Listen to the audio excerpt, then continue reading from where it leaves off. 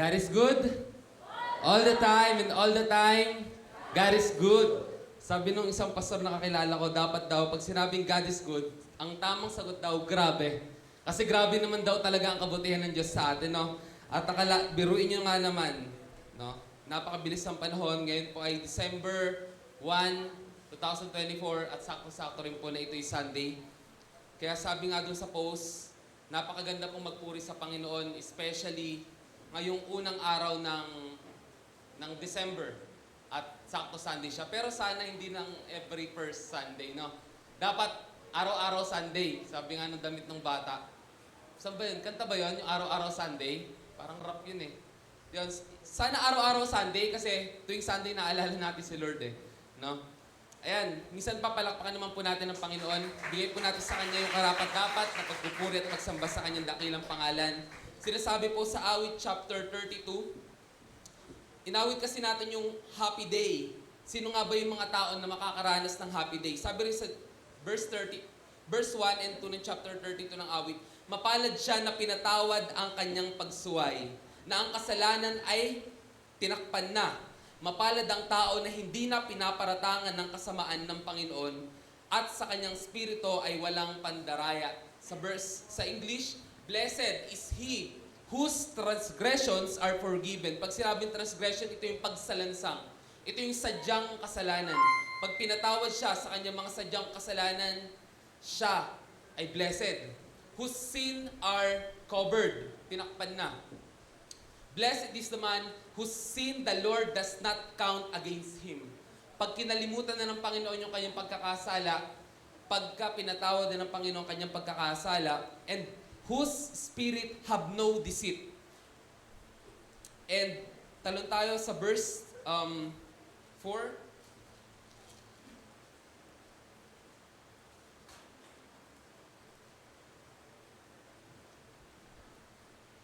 Yeah.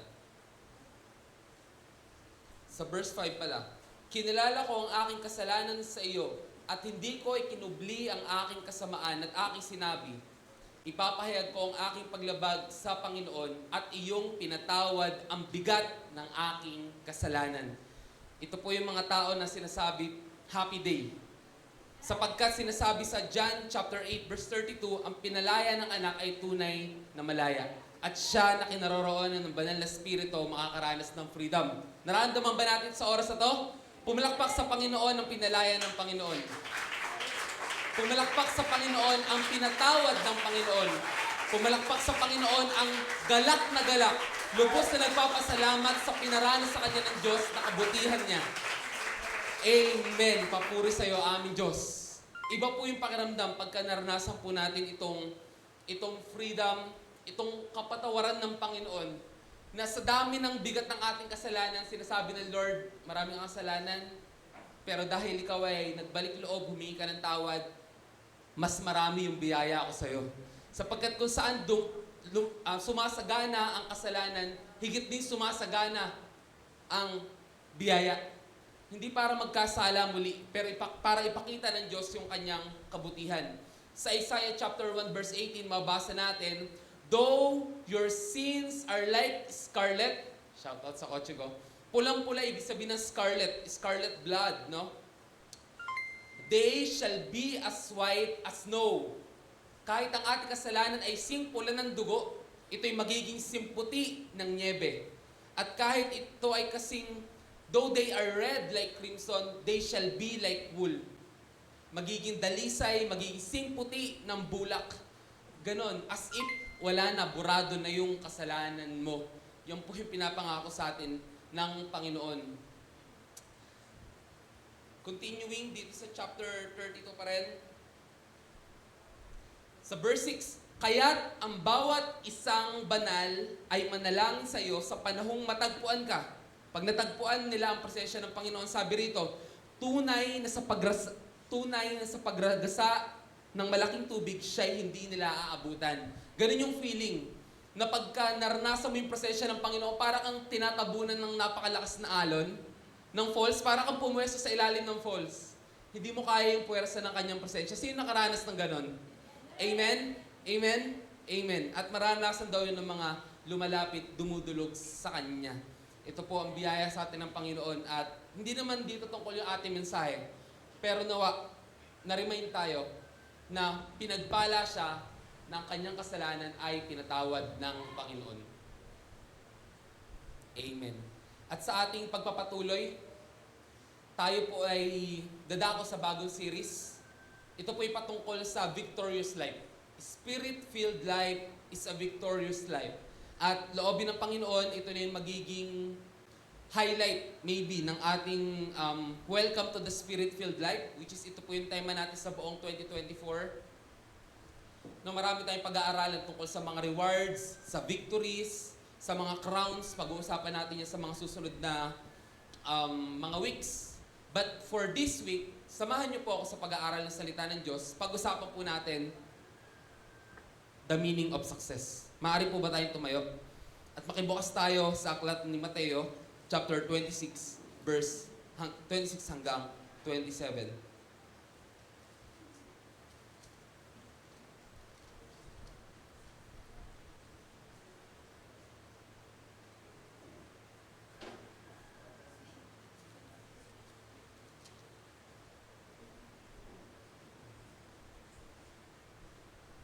Amen po. Nahanap na?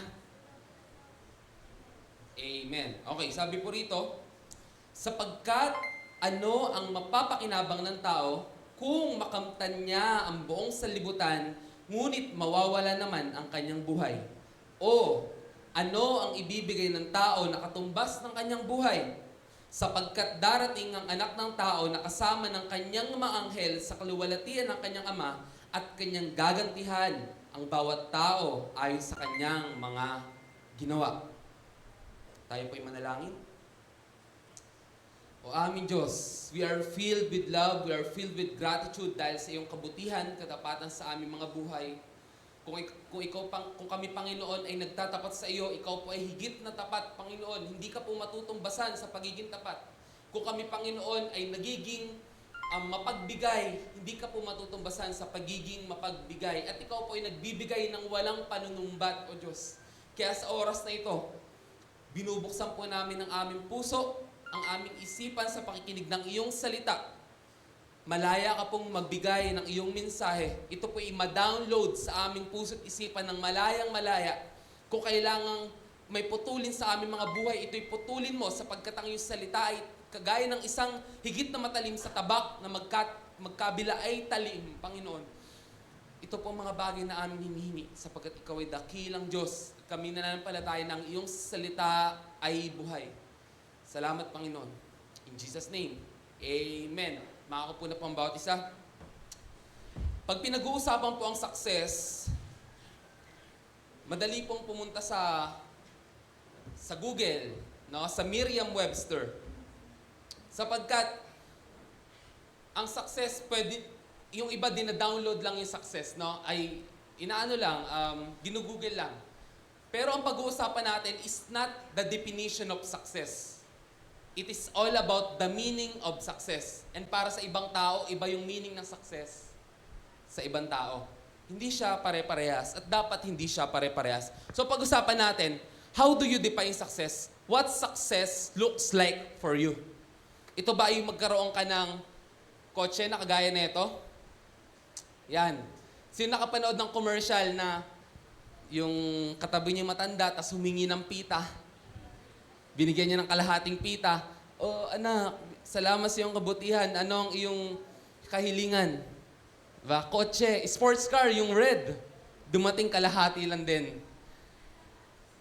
Tayong mga kabataan, especially yung mga na-expose sa mga lifestyle, etc., ito talaga pag Ferrari, red talaga. Does it look like a success to you? Maybe. Sa mga nakikita natin sa Instagram, sa mga friends natin, or maybe kulay green yung success sa'yo. Marami akong kakilala kasi galing kami sa Tanay. Grabe, marami kami nakasalubong. Mga ganito, ang gaganda ng tunog. Pero bakit daw yung tambucho ng kapitbahay nila, yung mga 150cc na may mga sinalpak, ang sakit sa tenga. Pero ito raw, music raw sa kanilang ears, sabi ng mga kasabay ko sa kotse. Ito ba yung success sa'yo? Or success does look like this one? Isang modern house by the beach, Meron na nga siyang beach, meron pang pool na may ilaw. Does it look like success to you na meron siyang damo? Hindi ko alam kung legit yung damong yan. Pero napakandang bahay, modern house. Or success looks like traveling. Siguro nasa Bali to kasi ganun yung sa Bali, kumakain ka sa tubig. Di ba? Mga walang modo kumakain sa tubig. Joke lang. Kasi magkakalat ka dyan eh. Okay. Yung makapag-travel ka kahit saan mo gusto, mabili mo yung pagkain na gusto mong pagkain, kainin, makapag-Instagram ka ng Instagrammable, does it look like a success to you? Or, yung wedding dream mo ay makamit mo, does it look like a success to you? Maybe yes, maybe not. But for others, it is a success. Nung 2022 and before that, share ko lang sa inyo yung success for me. Meron akong clear vision ng success. Clear idea ko ng success. Napakasimple lang. Napakasimple lang. Sabi ko, gusto kong magkakotse. Para sa iba, ang weird, ang babaw, pero para sa akin, yun yung success. Magkaroon ako ng kotse, successful ako. Maybe dahil lumaki ako sa family na puro commute kami, hindi wala nga kaming parkingan. Maybe lumaki ako sa family na sa history ng family namin, walang nagkaroon ng ganun. Maaaring ganun. Kasi yung success, iba-iba siya sa bawat tao. Pero, nung na-achieve ko na yun, hindi pala yun yung success. Ganun pala yung tao. Iba-iba yung success para sa kanya. At pag na-achieve na niya yung feeling niya, gusto niya. Meron tayong mga kapatid, gusto magkamotor. Dati gusto lang magka-bike, ngayon gusto na magkamotor. Nasaan na ba yung mga yon? Pag nagkamotor, gusto naman ng kotse. Jowa. Meron nga akong kakilala, gusto magkaroon ng trabaho, nagkaroon ng trabaho, hindi na pumasok. Nasaan ba yun? Mga yon. So, pag-usapan natin, samahan niyo ako mga kapatid, pag-usapan natin kung ano nga ba yung success sa tulong ng Panginoon at in the light of God's Word. So, definition of success. Pag definition ng success ang pag-uusapan, napakadali. I-search mo lang, what is success? Maraming lalabas sa definition, pero kay Merriam-Webster, kay Wikipedia, ito yung ibibigay niya sa'yo. Success is an accomplishment, the accomplishment of an aim or purpose. Pag na-accomplish mo yung ginagol mo, that is a success. Pag may isang proyekto, pag may isang trabaho, pag may gusto kang ipunin, that is a success. Also, by definition, success is attainment of fame, wealth, or social status. Or, it is a person. So, dinidikit sa pagiging successful, sa isang person ang pagiging successful. Nagiging adjective siya. Pakuha yung water ko sa kwarto, please. Thank you. So, if success is easily like this, bakit may mga mayayaman, may mga wealthy people, na may mga famous, or may mga tao na okay yung social status nila na feeling #unsuccessful pa rin? Feeling drained, feeling irrelevant, no? So, pag pag-uusapan yung success sa pera, gaano ka-successful yung maraming pera? Kasi kung pag-uusapan natin si Manny Pacquiao, marami na siyang pera, di ba? Pero, mas mayaman pa rin sa kanya si Michael Jordan. Parehas silang nag-i-sports. Kay Michael Jordan, mas mayaman pa rin sa kanya si Tiger Woods. Or maybe si Tiger Woods is nag-golf. No? Maybe yung mga nagsa-soccer. Excuse me?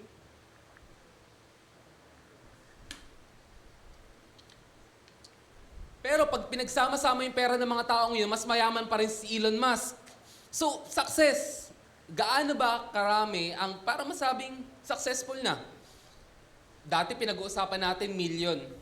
Pero alam nyo ba yung 1 million ngayon, para na lang siyang 100,000. May gusto akong sabihin sa inyo.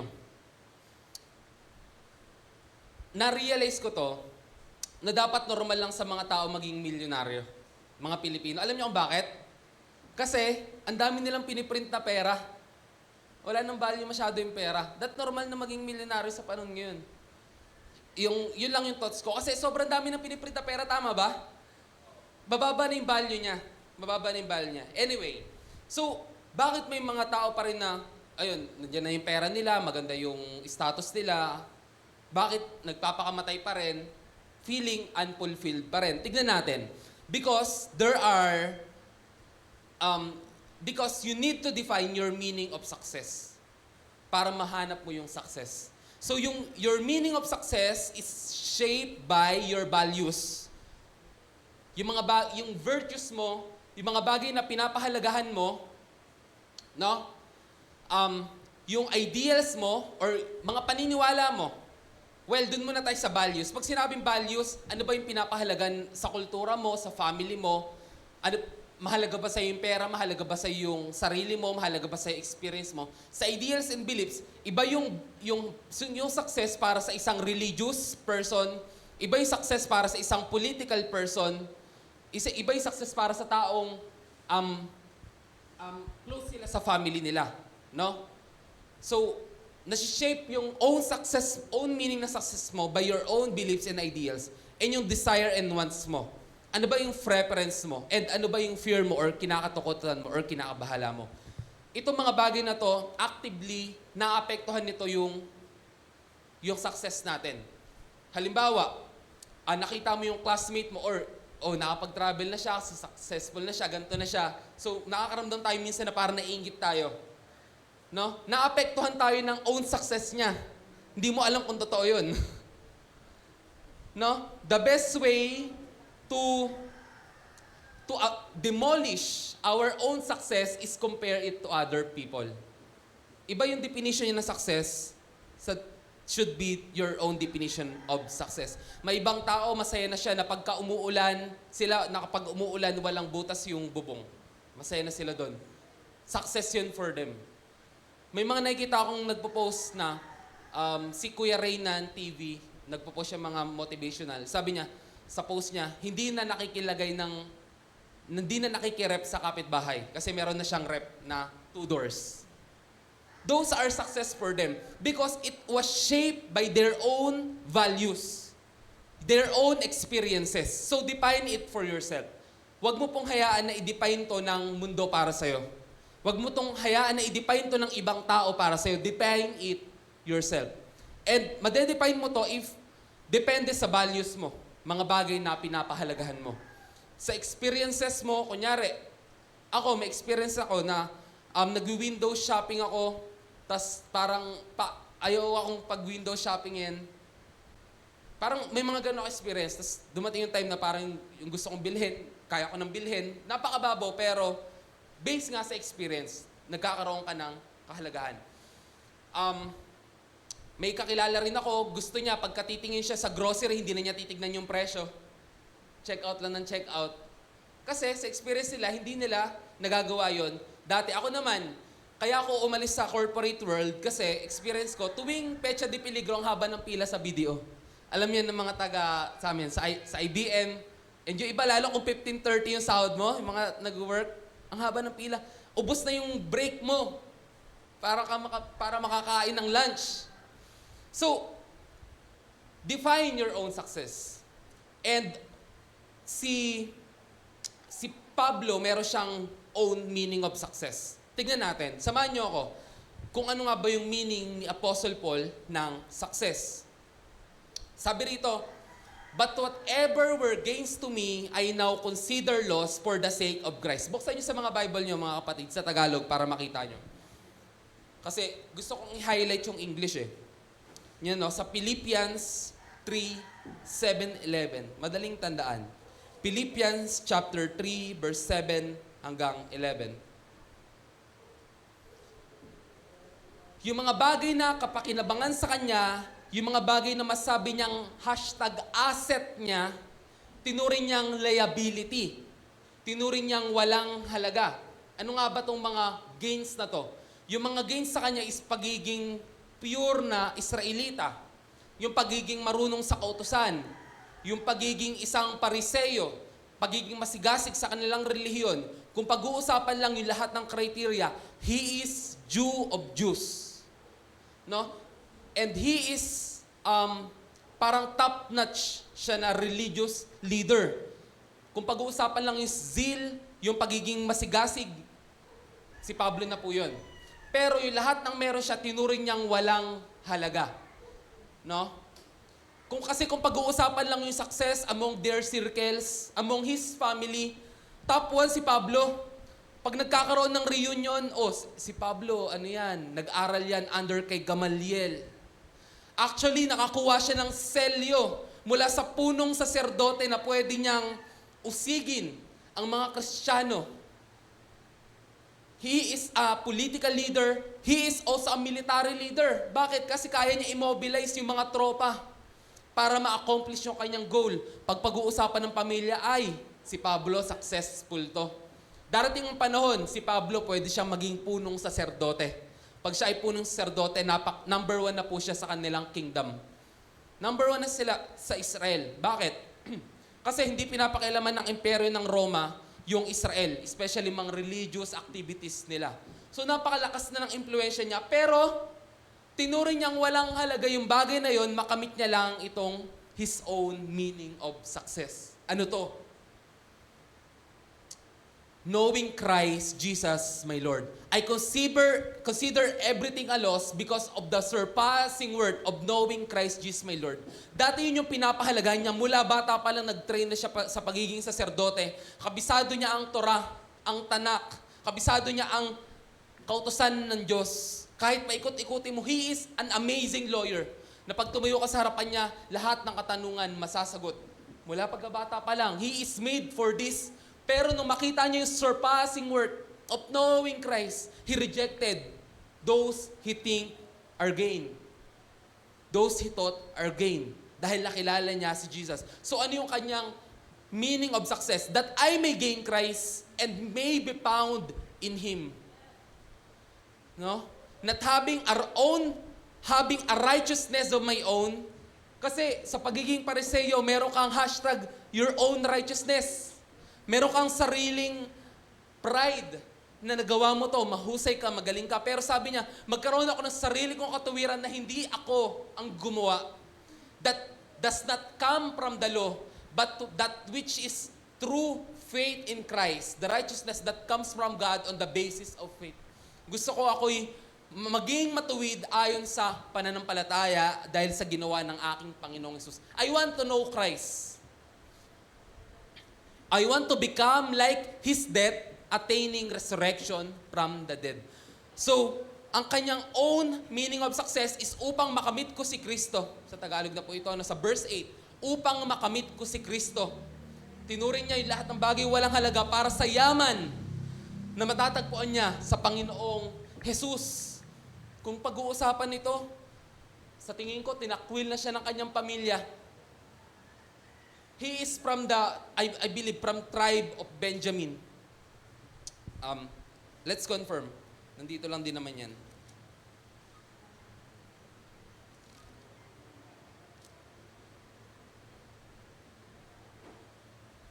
Ayan. Ay, Epeso pala to. Kaya pala wala. Okay, Philippians chapter 3. Ayan. Verse 5. Tinuli ng ikawalong araw mula sa lahi ng Israel, mula sa lipi ni Benjamin. No? Isang Hebreo na isinilang ng Hebreo tungkol sa kautusan ay isang Pariseo. Sobrang solid ng kanyang tetawag natin pedigree. Pure breed po ito. At si Benjamin, matatandaan natin na ito yung favorite ni Jacob. Ito yung bunso niyang anak. At dahil kamukha ito ng kanyang ina, kamukha ito ni Jose na kanyang nawawalang anak na ibinenta sa slavery, favorite po talaga ni Jacob or ni Israel si Benjamin. Grabe po ang blessing kay Benjamin. Okay. Tinuring niya ang mga bagay na walang halaga. Sa verse 8, upang makamit ko si Kristo. Makamtan niya si Jesus. Yun yung kanyang tinuturing na success. Sa verse 9, upang ako'y matagpuan sa Kanya. No? Sa verse 10, upang makilala ko siya. Sa verse 11, upang makamit ang muling pagkabuhay, kagaya ng muling pagkabuhay ng Panginoong Hesus. Ito yung success para sa Kanya. ito yung success para sa kanya. And kung si Pablo ay kagaya lang sa panahon ngayon na dinidefine niya yung success based sa tinuturing ng iba, siya yung magiging #ideal child. No? Siya yung magiging ideal employee maybe, or ideal kung ano man. But hindi niya hinayaan na yung mundo ay i-shape yung kanyang own meaning of success. But he found a meaning inside him. And on his deepest part, natagpuan niya si Jesus Christ. Ito yung treasure ko. He is my portion. I want to be like Him. So, mean your success, not the world. Kagaya ni Pablo, mean your success, not the world's. May kita natin sa Romans chapter 12 verse 2, do not conform to the pattern of this world.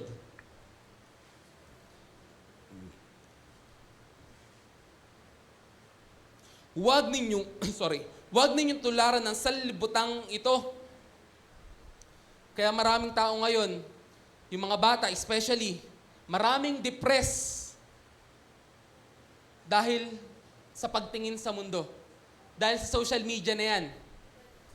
Nakaraan, 14 years old, nagpakamatay. Mga nanay, mga katatayan, at mga ate at kuya, meron po bang depression dati? Walang depression dati, di ba? Oo, meron. Walang sumasagot sa akin. May depression ba dati? Walang depression dati. Kasi yung mga bata naglalaro sa labas. Hindi sila tumitingin sa social media. Ang pinagkukumparahan na kasi natin yung first world country. Pinagkukumparahan natin yung iba nating mga katrabaho. Mga nakapag-work na sila maybe sa cruise or magtatrabaho sila sa ibang bansa. Nakikita natin yung social media na yan. Nagko-conform tayo sa pattern of this world. Ina-accept natin na yung success ay kagaya ng sinisigaw sa atin ng mundo. Lason po yan. Ako po nasa marketing. At pagka marketing po ang ginagawa mo, pinapakita mo yung best sa isang produkto. And to the point na yung iba, exaggeration na.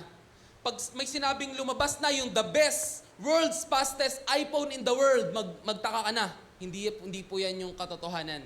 It was designed by marketers. Hindi na si Steve Jobs yung gumawa niyan. Mga marketers na yung gumawa. Which is sila Steve Jobs, focus sila sa product eh. Doon talaga, hindi lang sa aesthetics and all, etc. etc. So, pag may minamarket na ito na yung the next big thing, magtaka ka na. Marketing na yan ng mundo. Pinapakita na yun ng mundo para magkaroon ng tinatawag na consumerism. Consumerism. Na bilhin mo tong next big thing na to, kailangan ito yung gawin mo. Dinidikta na ng mundo sa'yo, ng marketing, kung ano yung gusto mong gawin. Naranasan nyo na ba to na pumunta ka sa lugar na to, maybe nagda-drive ka, or pumunta ka sa mall, nakita, or maybe nagpo-phone ka na lang, sige. Tapos nakita mo yung, Krispy Kreme. Wow. Krispy Kreme. Nananahimik ka naman sa tabi. Pero nakita mo yung Krispy Kreme, Jayco, bigla ka na lang natakam. Starbucks, may kulay pink, maganda. Nananahimik ka naman, nagsiselfone ka lang, bigla ka nag-crave sa bago na namang kapihan. Yun yung sinisigaw ng mundo sa'yo. Ngayon, ang challenge sa atin, mga mahal ko kapatid, do not conform to the world. Huwag nating tularan ang salibutang ito. Sapagkat nasa mundo ang lahat ng kasalanan, kalayawan, pag-ibig sa kasalanan, pag-ibig sa kalayawan, pita ng mata, pita ng laman. Lahat yan, distraction. Kung tayo ay tumutulad sa mundo, matutulad din tayo sa kahantungan ng mundo. At ang kahantungan ng mundo, dagat-dagatang apoy. Lahat. Kukuhain yung impyerno, yung nasa impyerno, kukuhain yung mundo, agis sa dagat-dagatang apoy. Mahantong lahat sa kawalan. Kaya, sabi rito, but be transformed by the renewing of your mind. Kundi magbago na tayo sa pamagitan ng pagbabago ng ating pag-iisip. Huwag na nating ituring na yung sinasabi sa mundo, yun yung pinakamaganda. Na kailangan pag meron sila, meron din ako. Pag nakapunta na sila, dapat nakapunta na rin ako. Pag natikman na nila, dapat natikman ko na rin. Those things. Pag na-achieve na nila sa edad na to, dapat na-achieve ko na rin. Those things are from the world. define your own success. Do not take your success from the world. Mean your success, not the words. Kasi kung i-define mo yung success mo based sa success ng mundo, matagal kang maghahabol. Ngayon, pag naabot mo na yon, isipin mo, hindi mo pa rin naabot, or kung naabot mo na nga, mamalitin mo na yung nakapaligid sa'yo. Nandito na ako ngayon, sorry guys. The moment na nagmataas ka at tinuring mo na yung iba na mas mababa sa'yo, that's the distraction, the start of your peril or distraction. Ang nagmamataas, binababa. Ang nagpapakumbaba, ang Diyos na nagtataas. Ini-impress natin yung mga taong hindi naman natin kakilala, yung mga taong hindi naman natin gusto. No? So, mean your success, not the world. Do not take inspiration from the world pag pag-uusapan your success. Pag pinag-usapan kasi success, it is all about fulfillment. So, next, mean your success, not other people's. Mean your success, not other people's. Ibig sabihin nito, yung success mo is define mo your own, not based on other people. Na pag kunyari, yun nga, yung kinukumpara natin yung sarili natin, iniisip natin, gusto na rin natin maging kagaya nila. Let us not do that. Sabi sa Romans chapter 12 pa rin, sa verse 3 naman, do not think of yourself more highly than you ought, but rather think of yourself with sober judgment. Ano ibig sabihin ng sober judgment? Isipin mo kung sino ka. I-prioritize mo kung sino ka. Huwag mong isipin yung sarili mo na mas mataas kaysa sa iba. Huwag mo rin naman masyadong maliitin yung sarili mo. Pero tinuturo rin sa Bible na unahin mo yung iba. Magpa-humble ka. Dapat with humility ka. No? Makikita natin dito na isipin mo kung sino ka sa harapan ng Diyos. Tingnan nga natin dito sa Tagalog. Sapagkat sinasabi ko sa pamagitan ng biyaya na binigay sa akin, ng bawat sa inyo ay huwag mag-isip sa kanyang sarili ng higit kaysa sa narapat niyang isipin. Kung mag-isip ng kundi mag-isip ng may katinuan, ayon sa sukat ng pananampalataya na pinamahagi ng Diyos sa bawat isa. The moment na ikinumpare na natin yung sarili natin sa ibang tao is the start of our self-pity. Pagka kinumpara mo yung sarili mo sa ibang tao, unfair ka sa sarili mo. Unfair ka na sa sarili mo. Ano bang laban mo sa ibang tao? Pag gumahanap ka ng satisfaction, para masabi mo na #successful na ako, tapos ikukumpara ko yung iba, i-down ko yung iba para maiangat ko yung sarili ko, kahabag-habag tayo sapagkat tumahanap tayo ng self-fulfillment sa ibang tao. Kailangan natin silang ibaba para maramdaman natin na successful na ako. Huwag po natin yung gawin, mga kapatid. Huwag rin naman natin gawin na, sobrang successful siya. Magkabatch lang naman kami dati. Ito yung nanghingi pa sa akin dati ng baon. Pero ngayon, nandyan na siya, ako nandito pa rin. Huwag natin ding gawin po iyon. Sa halip, ang kailangan natin gawin, humingi tayo ng tawad sa Diyos na minamaliit natin iba or minamaliit natin ang ating sarili. Matatandaan natin that God loves us and we are made His masterpiece. Pag minamaliit ang art, sino ang napapahiya? Yung artist. Kaya huwag po natin maliitin ang ating sarili. But think with sober judgment. Ituring po natin ang sarili natin kung sino nga ba talaga tayo at sino tayo sa harapan ng Diyos. Kung tayo po itatakbo sa isang paligsahan, pag inumpisahan nating takbuhin yung racetrack ng ibang tao, tayo ay talo na. Are you with me? Sino nakapunta na dyan sa circle? Di ba meron dyan mga guhit? Pag nagkaroon ng sprint, nandito ako sa pinaka-right, sprint. Tapos naisip ko, takbo nga ako dito. Mukhang mas mabilis dito eh. Takbo ko. Talo ka na.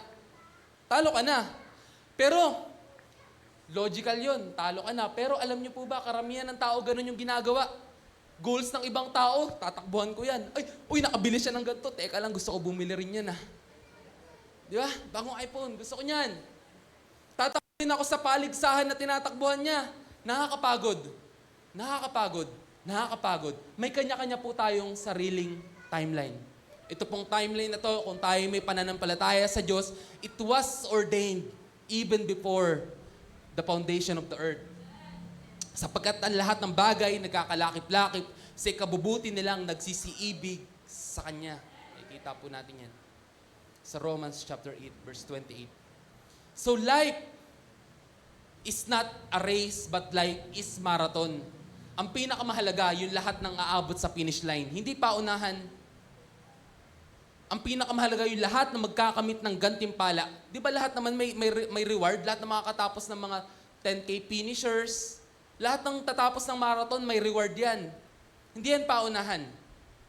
No? Pero, it is attrition game. Dapat tuloy-tuloy ka lang. No? If you start to run on other people's lane, you already lost. So, skip natin yan. Kailangan takbuhin natin yung defined success. Your own meaning of success na ikaw yung nag-define sa biyaya ng Panginoon and sa values mo, sa mga bagay na pinapahalagan mo. So, before tayo pumunta sa next slide, pwede tayo pumunta ron sa sa your meaning of success ulit. Doon sa may mga graph. Yan. Okay. Thank you. So, ganito. Isipin mo, i-meditate mo mabuti, ano ba yung mga bagay na mahalaga sa akin? Samahan nyo ako. I-apply natin kahit paano. Ano ba yung mga bagay na mahalaga sa akin? Sino ba yung mga taong mahalaga sa akin? Pag-usapan natin yan. Kasi values or virtues, ano ba or sino yung pinapahalagaan mo? Pinapahalagaan mo ba ng sobra yung dati mong kaklase? Pinapahalagaan mo sobra yung kapitbahay mo? Kung hindi naman ganun kahalaga, isipin mo kung sino ba yung mahalaga sa'yo. Mahalaga sa akin, pastor, family ko. Mahalaga sa akin, pastor, yung pangarap ng magulang ko para sa akin. Hindi kita masisisi kung yung mahalaga sa'yo. No? But you need to define and you need to be firm kung ano nga ba mahalaga sa'yo. So, sa family, sa culture, sa self, ayan, kung pera ba yung pinapahalagahan mo, magpapagod ka nga sa trabaho kahit Sunday magtatrabaho ka. Totoo? Kung pera yung pinapahalagahan mo. Pero kung pinapahalagahan mo yung relasyon mo sa Panginoon, dinagdag ko dyan relationships. Dapat nag-invest ka rin ng relationship mo time mo sa Panginoon, time mo sa mga kaibigan mo, time mo sa mga kapatid mo, literal mo na kapatid, lalo kung mga magkakalayo na kayo, time mo sa pamilya mo, dapat kung mahalaga sa'yo yung time. Pero kung hindi mahalaga sa'yo yung time, sino ba nasa deathbed? Dapat sana, mas marami akong kinitang pera nung mamamatay na ako. Nung malakas pa ako. Kadalasan, di ba, nandyan ba si gusto ko siya makita. Dapat sana nag-invest ako ng mas maraming time sa mga mahal ko sa buhay. Kinalimutan ko na sana yung pride. Kinalimutan ko na sana yung nagpatawad sana ako. Pag-usapan natin, ano yung mga bagay na pinapahalagahan mo? Because yan yung mga bagay na mag-shape sa success, o your own meaning of success. Excuse me? Ideals or beliefs. Ano ba yung paniniwala mo? Anong tingin mo tungkol sa Diyos? May Diyos ba o walang Diyos? Para sa mga taong walang Diyos, ang pinapahalagahan nila is lahat ng ginagawa ko hindi naman nahantong sa eternity. Walang consequences yung ginagawa ko ngayon. Pero sa mga tao na may Diyos, naniniwala sila yung ginagawa nila ngayon na pagpapagal, may gantimpala sa huling panahon. Kagaya ng binasa natin sa Matthew chapter 16, verse 27, na darating si Jesus with the glory of His Father, kasama ang kanyang mga anghel at ibibigay niya yung gantimpala na nararapat sa mga nagpagal para sa Kanya. So ano yung beliefs mo? No? Ano yung political, kasama na rin dyan yung political belief, etc. So, kailangan yung beliefs mo maging firm na based sa Word of God. Kasi kung yung belief mo is nahaluan ng mga standard ng mundo, magkakaroon ka ng problema sa success. For example, ano ba yung ng mundo? Yung love yourself first. You only live once. Maraming ganyan. Nawawala na yung pagiging selfless. Alam mo nyo ba pinipreach ng iba? Ito, ang maganda naman intention nila. Merong movement sa network and sa industry na tinuturo nila yung self-love. Yun yung ine-empower nila. Sabi ron, ang priority nila ng pagmamahal, alam nyo kung ano? Syempre, God, Then next yung self nila. Self. So, bakit daw yung self? Kasi hindi nila mabibigay sa asawa niya yung wala sila. Maganda. Pero kung pag-uusapan natin ng Bible, hindi ganun. Walang ganun doon.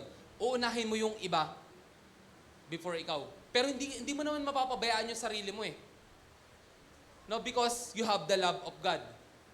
So, yun yung pinakamahirap sagutin sa morality pag parehas tama. Pero kaya kailangan mo maging firm sa Word of God. Ano ba yung sinasabi ng salita ng Diyos? So mag-ingat tayo sa mga kinokonsume natin. No, yun yung pupasok sa isipan natin, buwababa sa puso natin at nagiging bahagi ng buhay natin. Desires and wants. Ano ba yung mga kagustuhan mo? Ano yung own preference mo? Yan yung magiging definition mo ng success.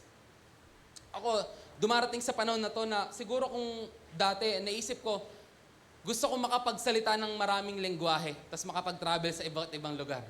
Di ba? Di ko alam. Own success ko yun kasi naisip ko parang gusto ko makapag-converse sa mga tao. Yun. Fears. Ano yung kinakabahala mo? Your meaning of success is also defined by your fears. Totoo ba yan, pastor? Totoo po yan, mga kapatid. Kasi yung bagay na isipin mo, nasa deathbed ka, ano yung bagay na ayaw mong pagsisisihan mo? Ano yung mga bagay na naisip kong pagsisihan ko, iwasan mo na yon ngayon pa lang. Di ba? The best way to create the future, the best way to predict the future is to create it, sabi ni Abraham Lincoln.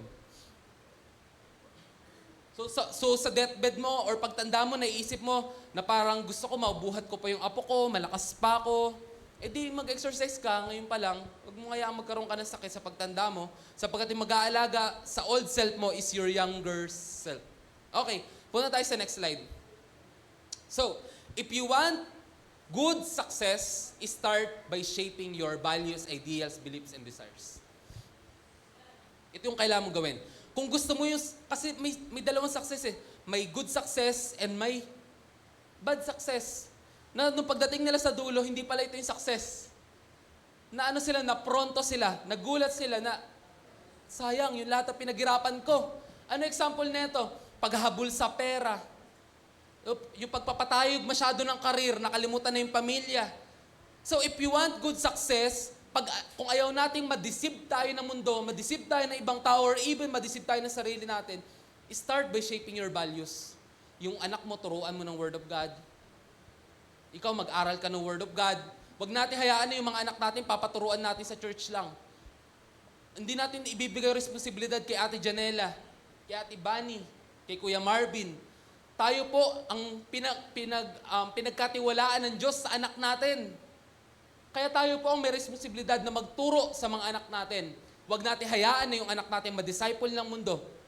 So, start by shaping your values. Dapat yung values mo dapat may value. Amen? Yung values mo dapat may value sapagkat walang negative na values eh. Kailangan lang mahalaga yung values na yun. Ideals. Start by shaping your ideals. Yung thoughts mo, ano ba yung tumatakbo sa isip mo? Ano ba yung kinokonsume mo? Nagko-consume ka ba ng Word of God? O kinokonsume mo laging Reels, laging Facebook, Instagram? Please, yung beliefs mo, ayusin mo yung belief mo sa Panginoon. Kailangan makita mo kung sino siya at makita mo yung sarili mo kung paano kanya tignan. Amen? Para magkaroon ka ng tinatawag na sober judgment. Yung desires mo, ayusin mo yung desires mo. Because there is good and bad success. And yung good success, si Lord yung magbibigay.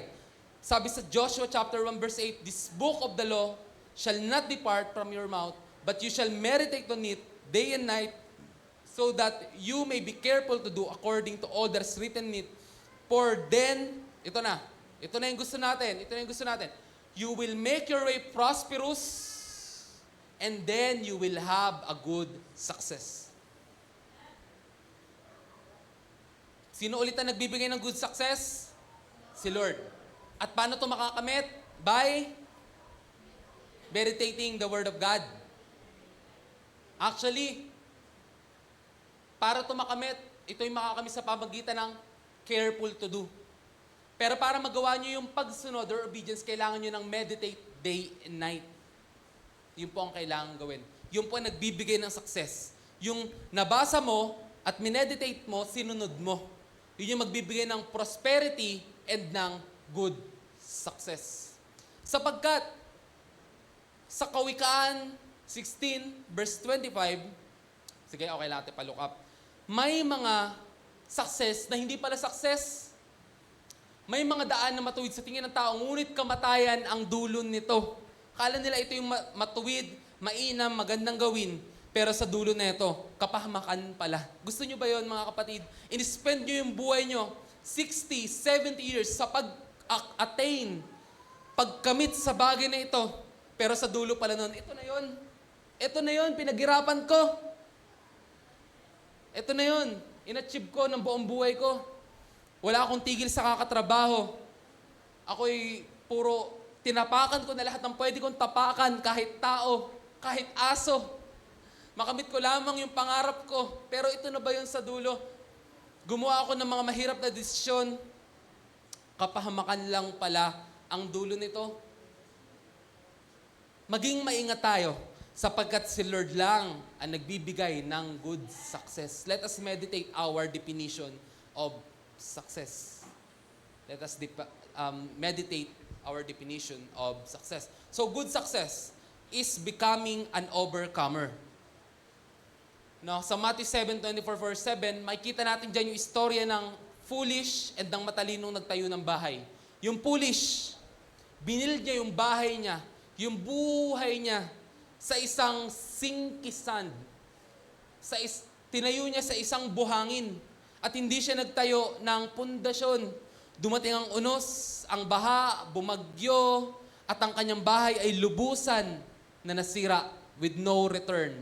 Anong pinapakita nito? Yung buhay mo, saan mo tinatayo? Nakakatayo ka ba sa mga pagsubok? O subok ka lang ng subok? Back to zero ka lagi. But good success is becoming an overcomer na sa dulo ng iyong sa dulo ng iyong buhay nakatayo pa rin ang iyong bahay. Sapagkat ang iyong bahay nakatayo sa matibay na pundasyon na ang pangalan ay Kristo. Dumating ang unos, lumakas ang hangin, dumating ang baha, ngunit tatagpuan pa rin ang iyong bahay ay nakatayo. Ang iyong buhay ay firm pa rin dahil ito'y nakatayo kay Jesus.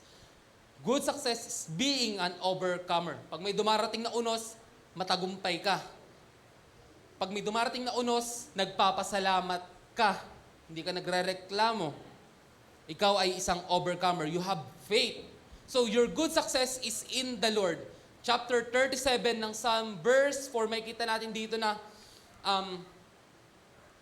kayawin mo hanapin ang kaligayahan at ibibigay niya ang nasa ng iyong puso at ang pangarap mo ay iyong makakamtan. Paano nga raw makamit ang ating pangarap?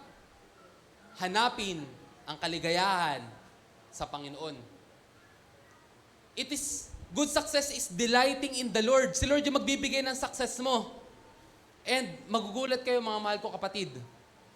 Yung success mo na inaakala mo success, hindi pala yun yung success na nasa isipan ng Lord. Habang dinidelight mo yung sarili mo sa Lord, pinapakita niya sa'yo, anak, ito yung success ko para sa'yo.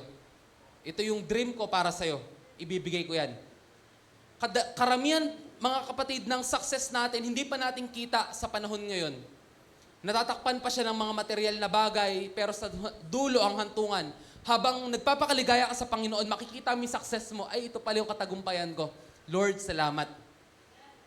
Si Lord magbibigay ng success na yan. Hindi lang ito yung materialistic na pangarap. Kasi marami nag-i-interpret na ito sa 37 verse 4 at pangarap mo yung makakamtan. Lord, pangarap ko, kagaya ni Solomon. May maraming gold. Grabe naman sila ate, oh. Ay, mga youth boys dyan, ha. Pangarap Solomon, ha. Isa lang asawa dapat, ha. Hindi 1,000. 700 na mga prinsesa, 300 na mga alipin. Ay, hindi matindi. So, si Lord yung nakakaalam ng good success mo. Hindi po ito materialistic na bagay. Na, Lord, gusto ko ng gantong amount. Mababasa natin sa Santiago, kaya hindi natutugon yung ating mga panalangin sapagkat ang selfish tayo sa paghingi nito. Ito ini-spend natin sa mga sarili nating kalayawan, no? Kaya ang gawin lang natin, delight yourself in the Lord. Delight yourself in the Lord. Delight yourself in the Lord. Pag hindi mo na alam mo yung gagawin, hindi mo na alam yung next step ng karir mo, yung next step ng buhay mo, delight yourself in the Lord. Sabi mo sa tabi mo, delight yourself in the Lord. magpakaligaya ka sa Panginoon. It is the Lord who blesses with good success. May kita natin dyan sa Deuteronomy 8 verse 18 na si Lord ang nagbibigay. Si Lord ang nagbibigay ng lakas. Ayun, alalahanin ninyong si Yahweh na inyong Diyos ang nagbibigay sa inyo ng lakas upang yumaman kayo. Amen. Si Lord ang nagbibigay sa inyo ng lakas upang yumaman kayo. Bakit niyo ito ginagawa? Ginagawa niyo ito bilang pagtupat niya sa kanyang pangako sa inyong mga ninuno. Si Lord pala nagbibigay ng good success. Kaya wag natin ito hanapin sa mga ibang tao. Wag natin hanapin sa loto. Nakita ko tumataya ng loto. Hindi ko napapangalanan. Taas muna. Wag muna dyan. Please. Wag muna. Sa good success muna tayo. Thank you. Tumataya sa loto. Meron pa, di ko alam kay Dave kung may basis yung sinasabi niya mga scatter eh. Please, mga kapatid, huwag tayo bumase sa swerte, huwag tayo bumase sa sugal. Si Lord po ang nagbibigay sa atin ng kakayahan para maging matagumpay. Pwede ka maging mayaman dyan, sige, maging mayaman ka dyan. Swertehin ka, sige, swertehin ka. Pero kung may swerte, meron ding malas. Pero kung may good success, at si Lord yung nagbigay, good success yun. Mabuti yun. Amen? Walang sumpang kasama yun. Yung ibang mga swerte may sumpang kasama. Gusto nyo ba nun? Sinwerte ka pero may sumpang kasama. Ilan na ba yung nanalo sa loto pagkatapos ng ilang buwan, ilang taon? Balik na sa dati niyang buhay. Ang dami pang utang, ang dami pang kamalasan dumating sa kanila. So, ang naisin natin, good success at si Lord po ang nagbibigay nito. Verse 4, Spirit of God brings forth good success. Remarkable, makikita natin sa Genesis 39 verse 2 na si Joseph ay nasa bahay ni Paraon, ay ni Potiphar bilang isang manager, isang alipin. Pero pinagpala si Jose at gayon din si Potiphar. Ayun.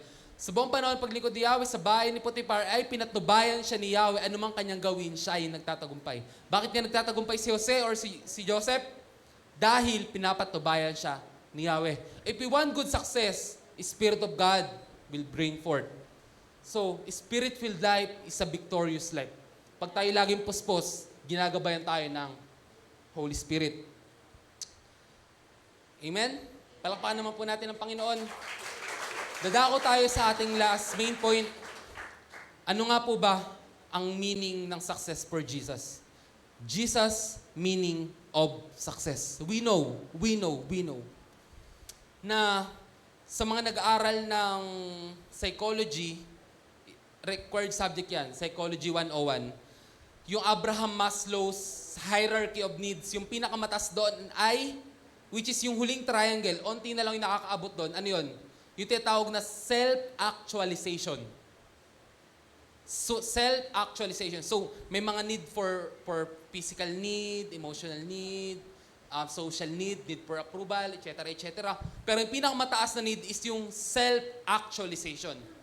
And sabi ng teacher ko, ang naka-attain daw neto, si Jesus. Kasi yung pinaka-purpose ng kanyang buhay, naganapan niya ng walang patlang. Naganapan niya ng walang palya. Si Jesus po yung nakaganap netong self-actualization. So, kung may pag-uusapan tayo ng pinaka-successful na tao, si Jesus na to. Amen po ba? Kung pag-uusapan natin ang pinaka-successful na tao na lumakad sa mundong ito, si Jesus na po ito.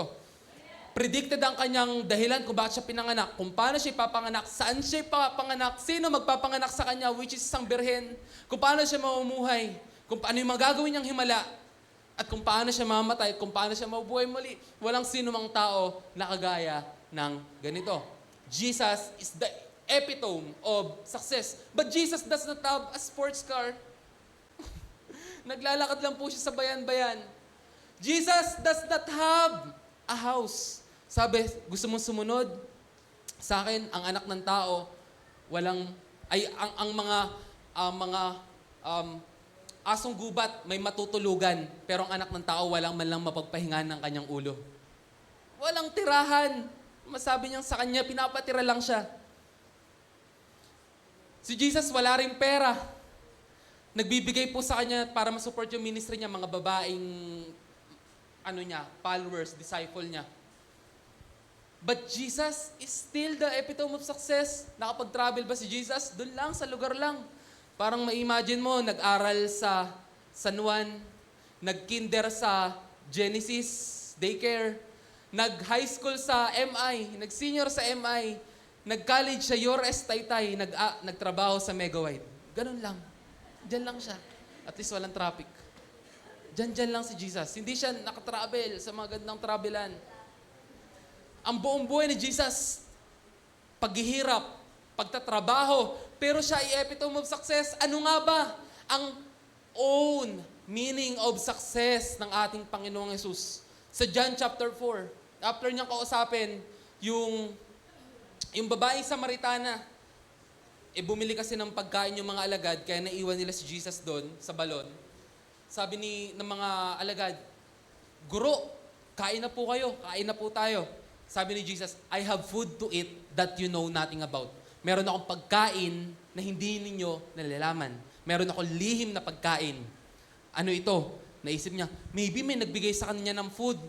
Pero sabi ni Jesus, "My food is to do the will of Him who sent me and to finish His work." Jesus' meaning of success is to do the will of His Father. Sa Garden of Gethsemane, nung gabi na siya ikakanulo, sabi niya, "Ama, kung maaari sana wag ko na pong inumin ang kopa na ito ng paghihirap, pero hindi ang kalooban ko, kalooban mo ang mangyari." Jesus' meaning of success is to accomplish the will of His Father. Gaano man kahirap plunukin, gaano man kapait maranasan ang mamatay kahit wala kang kasalanan. Isipin mo, ipunin mo yung lahat ng apdo, ng bangus at ng tilapia, tas ilagay mo sa wine glass, saka mo inumin. Mag-uusap tayo kung ano ang naranasan ng Panginoong Yesus. Nilagok niya ng isang lagukan ng kasalanan ng sanlibutan. Yung ginawa nung una pa at ang gagawin pa ng mga tao sa gabing iyon. Ito ang kanyang meaning of success.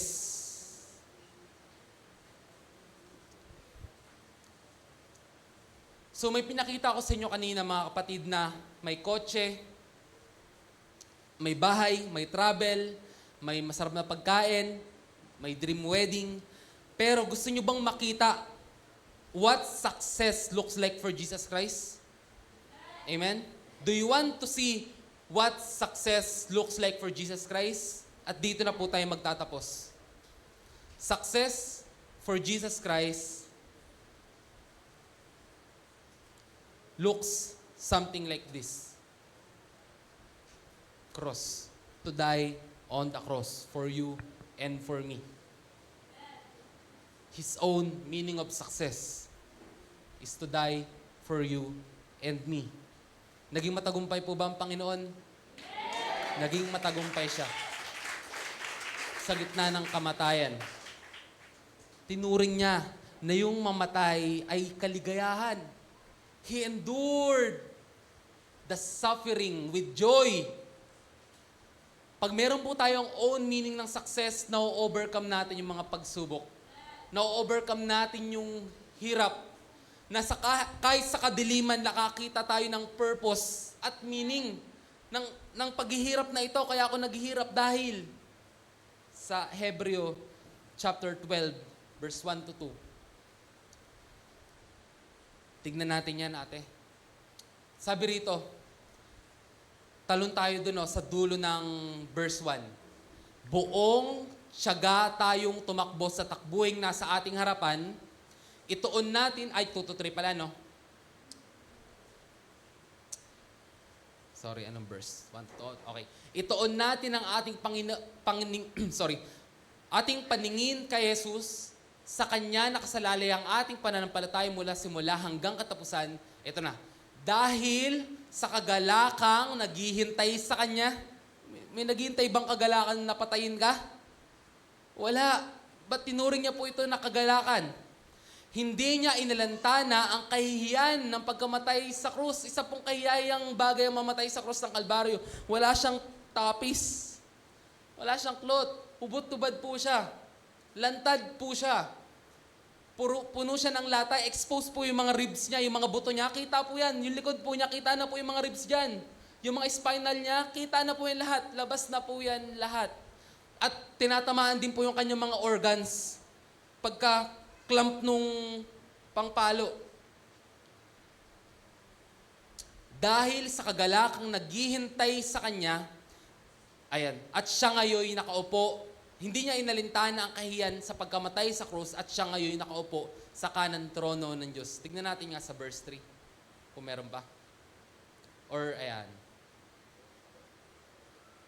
Isip-isipin ninyo kung gaano ang tiniis niyang pag-uusig sa kamay ng mga makasalanan upang hindi kayo manlupaypay o panghinaan ng loob. This is Jesus' meaning of success. At gusto ko rin po nawa, at challenge ko rin po nawa, na matagpuan po natin ang meaning ng ating success. Ito yung klase ng success na kahit may pagsubok, kahit may trials, you are able to endure with joy. Si Jesus, He endured with joy. Napatawad niya yung mga nakagawa sa Kanya ng kasalanan. Pinakita niya yung pagmamahal niya ng oras, ng araw na iyon. Maaari po ba tumayo tayo mga kapatid?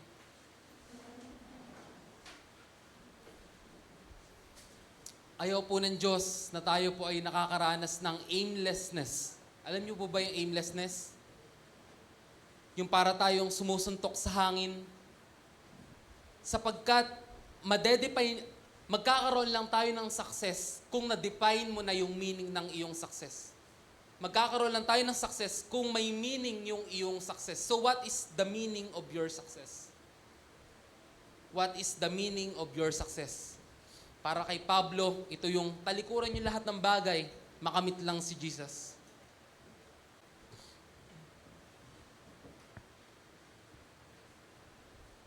Para kay Jesus, ito yung mamatay para sa kasalanan ng sanlibutan. And success is always, good success is always about sacrificing for other people. Napapansin niyo ba? Yun yung success eh. Sacrificing for other people. Ang good success ay not selfish success. Define it, mga mahal ko kapatid. At pagka ito'y ating nakita, ito'y ating naranasan at natagpuan, hindi na po tayo aimlessly sumusuntok, humahampas sa hangin. Kasi meron ng purpose. Yung bawat hakbang natin, siprado na. Sure na yung bawat hakbang natin. Tayo po'y magpasalamat sa Panginoon. O Diyos, salamat, salamat, salamat. Nais mo po kami magkaroon ng victorious life. At para yung success maranasan namin, kailangan ma-define po namin ito. We want to identify ourselves with you, O God. Sinasabi mo, O Diyos, na worthy ang aming pagpapagal dito sa lupa. Sabi mo, Panginoon, na yung trials na aming hinarap dito ay hindi may pagpapalit sa kagalakang naghihintay sa amin. Sabi mo sa iyong salita, Panginoon, sino mang nawawalan ng buhay sa lupang ito ay siyang magkakamit, Panginoon. Sinasabi mo sa iyong salita, Panginoon, na anong gagawin ng tao kung mawala ang kanyang kaluluwa at makamit man niya ang lahat ng bagay, pero kapalit nito ang kanyang kaluluwa. Ang nais po namin, O Diyos, ay Ikaw. Help us, teach us, Panginoon, to define our meaning of success. Si kaluluwahati na yung pangalan. Nang gayon, meron na po kaming purpose at kami po hindi napapagod, kami po yung nagpupursige.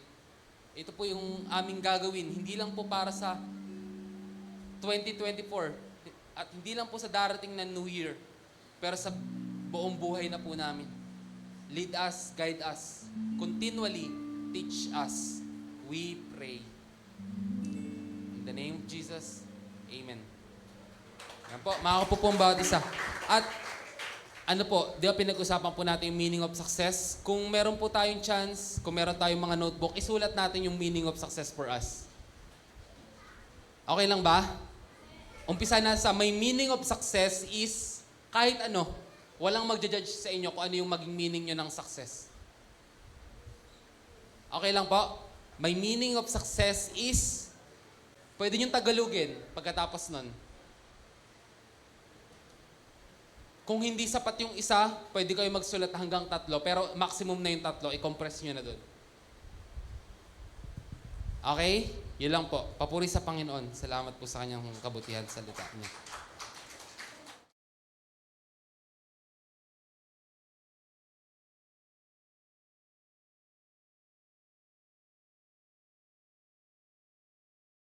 Narinig mo na ba? Narinig mo na ba? Narinig mo na ba? Narinig mo na ba na ang Diyos ay magbubuhos ng masaganang pagpapala? Tumanggap ng kaligtasan, kalayaan, kapahingahan at kapayapaan, kagalingan at katugunan sa lahat ng ating mga pangangailangan. Ang Jesus Christ, our Deliverer Christian Fellowship, ay nakahandang maging daluyan ng masaganang pagpapala para sa iyo. Samahan niyo po kami sa gawain ng Panginoon. Maaabot ka kahit sa loob ng iyong tahanan through our different online platforms. You are invited! Come, join us! Halina, tara! At ihandog ang ating mga pasasalamat, pagpupuri at pagsamba sa ating Diyos na buhay. Be online and be blessed! Be online and be blessed! Be online and be blessed.